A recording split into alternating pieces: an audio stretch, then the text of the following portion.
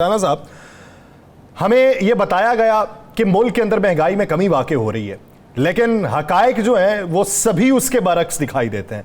ना price control committees फाल हैं, ना बिजली की मद के अंदर अवाम को रिलीफ मिल रहा है। सारे का सारा मलबा सिर्फ और सिर्फ बिजली के बिलों के ऊपर मरकूज करके अवाम के ऊपर जो इस वक्त अजियत मुब्तला की हुई है, इससे राह निजात के लिए ऑप्शन कौन सा है?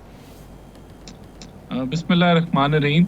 देखें, बिल्कुल जो बिजली के बिल हैं वो एक बहुत मुश्किल मामला बना हुआ है और इसके लिए हमने इंडस्ट्री को तो पैकेज दिए कि उनके जो रेट हैं वो जो है वो कंट्रोल में रहें और वो competitive हों, और कम से कम जो है वो जब तक सनतें चलेंगी तो फिर ही जो है वो बेरोज़गारी में कमी आएगी और कोई बेहतरी की तरफ हम बढ़ेंगे। लेकिन जो घरेलू सार्फिन है वो बिल्कुल तकलीफ में मुब्तला हैं। और देखें, इसके हल जो हैं वो शॉर्ट टर्म में उसके ऊपर हुकूमत सर जोड़ के बैठी हुई है कि किस तरीके से हम लोग जो हैं ये जो मुआहदे हैं उनको भी देखा जा रहा है कि कहीं गुंजाइश निकले तो इनको रीनेगोशिएट किया जाए। उस पर भी बात चल रही है, चाइना से भी बात चल रही है।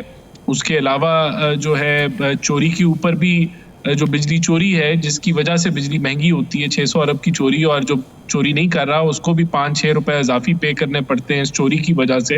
उसके ऊपर भी स्पेशल यूनिट्स बन रहे हैं जो चोरी को कंट्रोल करेंगे। ऑलरेडी कार्रवाइयाँ हो रही हैं, FIR कट रही हैं, बोर्ड्स बनाए तब्दील किए जा रहे हैं डिस्कोस के। फिर हम प्राइवेटाइजेशन का प्लान है, वो ज़रा लॉन्ग टर्म प्लान है। तो इन सारी चीज़ों पे काम हो रहा है। बिल्कुल आप ठीक कह रहे हैं कि इसका अब देखें, कोई जादू की छड़ी अगर चलाई जाए तो वो तो सिर्फ यही है कि आप मसनूई रिलीफ दे दें, और मसनूई रिलीफ का फिर नतीजा ये होता है कि जो आज आप रिलीफ दे रहे हैं वो सूद समेत आपको वापस करना होगा। तो मैं समझता हूँ कि हुकूमत ऐसा मॉडल तलाश कर रही है कि जो सस्टेनेबल हो, जो लंबा अरसा चले, और कम से कम हम आवाम की आंखों में जो है वो धूल ना झोंकें और कोशिश करें कि उनको इस मुश्किल वक्त उनके साथ मिल के चलें। तो देखें, ये मसला है, इसको हम रद्द नहीं करते, लेकिन इसका हल भी मुश्किल है। हुकूमत तलाश करने की कोशिश में है और इंशाल्लाह मैं समझता हूँ कि शायद अगर जो है वो हल हम अगर तलाश कर लेते हैं चंद हफ्तों में, ये तो शायद आपको कोई एक खुशी की खबर डोमेस्टिक सार्फिन को ज़रूर हम सुना सकें। इस पे काम अभी जारी है, मैं ज़्यादा इसकी तफसील में नहीं जाऊँगा, लेकिन इन मुश्किल हालात में भी हम कोशिश कर रहे हैं कि कहीं से रिलीफ बिजली के बिलों में ज़रूर निकाला जाए। राना साहब, आपकी तसल्लियों पे हम तो रह गए। अरसा दराज से आप हमें बताते रहे और हम आप पर यकीन करते रहे, और यकीन करते करते अब आलम यह हो गया कि हमें अपने आप पे भी यकीन ख़त्म हो गया। आपने कहा कि बिजली के बिलों में कोई रिलीफ मिलने जा रहा है इसी साल में, 2 साल बाद, 5 साल बाद। कोई तो एक नवीस सुना दे कि चले जितने लोग बच जाएंगे, बेचारे जितने बच जाएंगे ना, वो उस रिलीफ से फ़ायदा उठा लेंगे। देखिए, मैं आपको बता देता हूँ जो एफर्ट हम कर रहे हैं, और उसमें अगर कामयाबी हो गई तो वो रिलीफ मिल जाएगा। हम ये एक तो जो कॉन्ट्रैक्ट्स हैं उनको रिव्यू कर रहे हैं कि वहाँ से कोई गुंजाइश निकले।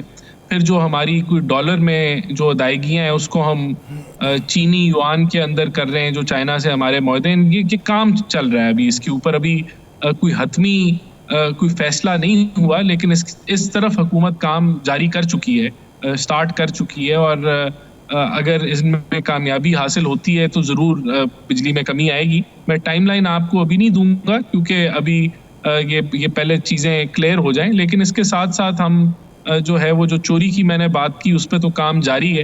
देखें, ये मुश्किल मामलात हैं, अभी इस पर डिबेट ज़रूर होनी चाहिए, लेकिन डिबेट टेक्निकल होनी चाहिए कि हमारे पास क्या सलूशन है और अगले के पास क्या सलूशन है। अगर अगले ने यही कहना है कि बिजली के बिल बहुत ज़्यादा हैं, हम बिलों को नहीं मानते, हम फाड़ देंगे, तो फिर इससे तो हल नहीं निकलेगा। हल टेक्निकल होगा कि इस अदारे को, जो बिजली का महकमा है जिसके अंदर जेनकोज हैं, ट्रांसमिशन लाइंस हैं, डिस्ट्रीब्यूशन है, और जो है उसके अंदर से कहाँ गुंजाइश निकलती है कि हम रिलीफ निकालें। हम लोकल कोयले पे भी तब्दील कर रहे हैं बिजली घरों को। 5 साल का हमारा ये हदफ है कि हमने एक जो इम्पोर्टेड कोयले पे प्लांट चल रहा है उसको इंशाल्लाह हमने लोकल कोयले में तब्दील करना है। तो हर काविश की जा रही है। देखें, अल्लाह ताला हमें कामयाबी देता है तो कोई अवाम के लिए बेहतरी की खबर जरूर राना साहब, ये वजारत ख़जाना इंकशाफ करता है कि अखराजात के लिए रोज़ाना की बुनियाद पे 30 अरब रुपए से ज़ायद कर्ज लेना पड़ेगा अखराजात की बुनियाद पे। तो हमें जब ये मालूम पड़े, आवाम को ये मालूम पड़े, आज गुजरांवाला की खबर में पहले राना अजीम साहब से उसको डिस्कस भी कर रहा था कि वहाँ पे दो भाई सिर्फ इस बुनियाद पे लड़े कि 30,000 से ज़ायद का बिल आ गया और दोनों में से कोई उसको भरने को तैयार नहीं था कि मैं भरूंगा तो बच्चों का पेट कैसे पलेगा। छोटे ने बड़े को मार डाला और वो आप उस मनाजिर को देखें ना तो वो हुकूमत पंजाब को जो है वो मुर्दे इल्ज़ाम ठहरा रहे हैं कि इन्होंने हमारे ऊपर ये बिजली के बिल मुसल्लत किए।